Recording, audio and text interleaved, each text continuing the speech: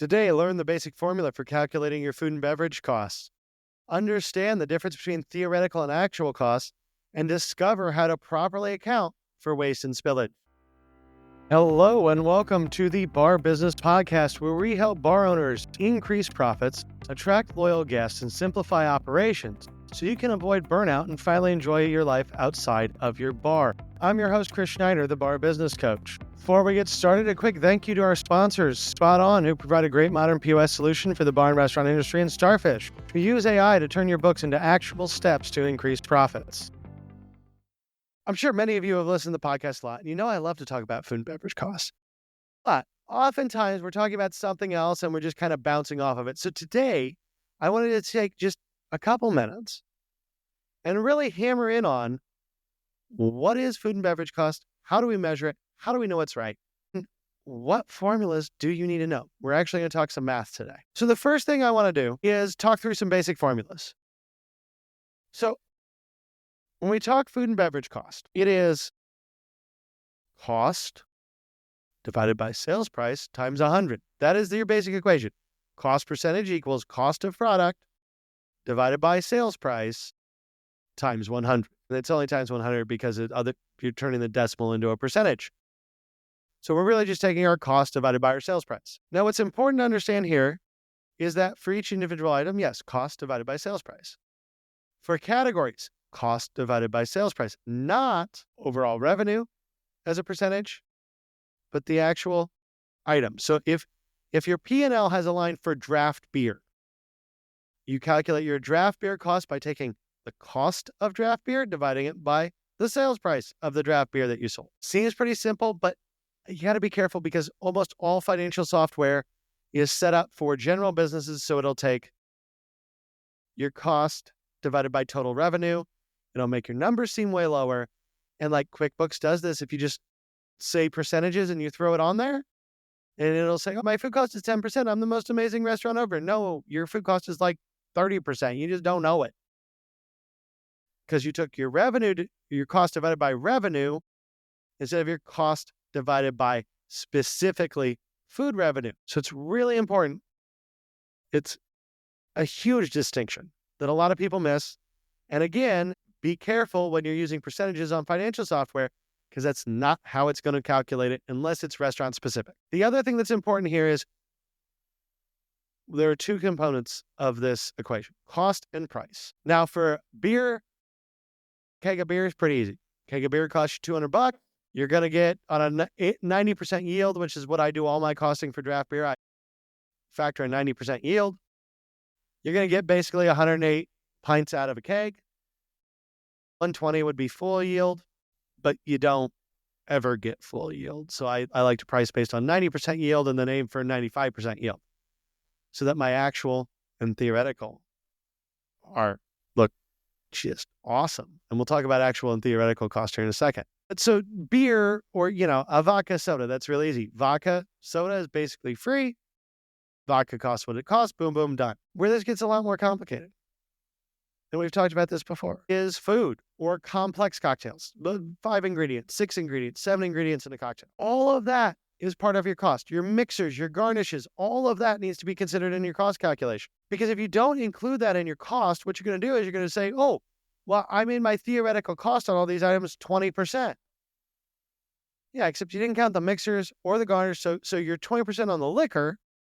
By the time I add mixers and garnishes and all this other stuff, especially if it's pineapple juice and orange juice and a bunch of expensive juices, well, okay, so my liquor cost in that drink is 20%. The cost of the liquor is 20% of the sales price. But by the time I add all that stuff in, my actual cost is 32%, 34%. So all your ingredients, all your garnishes, everything needs to be factored into that cost. Now, like I said, let's talk a little bit about actual and theoretical cost. So first, let's define these, because I throw these around a lot and I don't always define them. Theoretical cost is what your cost should be based upon perfect portions. So theoretical cost, you use your PMIC, you know the cost to make each item, and you sold 30 Budweisers, and each Budweiser costs $1. So it's $30 a cost, $1 per unit. That's simple. Again, we get into food and complex cocktails. It gets a lot more complex than that. And theoretical cost is just understanding what your cost should be based upon what you have sold. If everything was poured properly, if every standard was followed. Now, obviously, that doesn't happen in the real world. So then we have actual cost. The real cost of everything, including your waste and loss. Now, what does actual cost look like? How do we calculate actual cost? Well, you can't know cost just by inputting numbers from invoices. You might be kind of close, but you could be way off. Because that's what you purchased, not what you used. Real cost is what you used. Real cost is cost of goods sold. What is our cost of goods sold equation? Cost of goods sold, beginning inventory plus purchases minus ending inventory equals cost of goods sold. Beginning inventory plus purchases minus ending inventory equals cost of goods sold. So we're not looking at the PMX. We're counting everything we have and saying, what does this cost, right? If I had $15,000 worth of inventory at the start of the week and at the end of the week I have $10,000 worth of inventory, I used $5,000 of cost. Actual, theoretical, it's based on your PMix, it's based on your theoretical calculations. Actual is just your cost of goods sold, beginning inventory plus purchases minus ending inventory. That is your actual cost week to week. Now, why do we need to know both theoretical and actual? Because you need to reconcile one against the other, particularly because, you know what, especially when it comes to food, but also when it comes to booze, and particularly wine, saying, well, my standard food cost is 35%, let's just say, right? But maybe people ordered a bunch of high-cost food items or low-cost food items. Your PMix actually has to be involved here to understand your theoretical. Then you take your actual, this is what I actually did, and then we look at what is the difference between these two numbers. In a perfect world, the difference between those two numbers is less than 2%. 2% is, in my mind, where I red flag that variance. You're always going to have some variance between actual and theoretical, especially if you're doing something like free pouring, right? I don't care if I have a bartender that can free pour an ounce and a half, and an ounce and a half is my standard drink, and they can free pour that every day perfectly. When you're working, when you're slinging drinks, some are going to be a little heavy, some are going to be a little light. That is what it is. But you need to understand some variance will always exist. To me, that's a 2% allowable, but that actual versus theoretical should be under 2%. If it's more than 2%, you have a problem and you need to go figure out what the heck happened. Why have you spent way more money than you should have? Or why have you spent way less money than you should have? Is everybody pouring light? Are your customers not getting the product they should be getting? Is that why it's cheaper? Because a lot of times in this industry, we see a high cost number and we go, oh no, I got to bring that down. We see a number that's too low compared to theoretical. And we go, oh, that's awesome. I saved money this week. Yeah, but something suffered. Something is wrong. Any variance, whether in your favor or not in your favor, between actual and theoretical, over 2%, you need to figure out why and stop that. Now, a couple things here to implement and actually have good cost control in your business. Number one is regular inventory. You need to do a full inventory every week, not every week, every month, to at least get that actual number on a monthly basis. I like to do it every week because then every week I can look at actual, theoretical. I know where I should be. I know what's happened.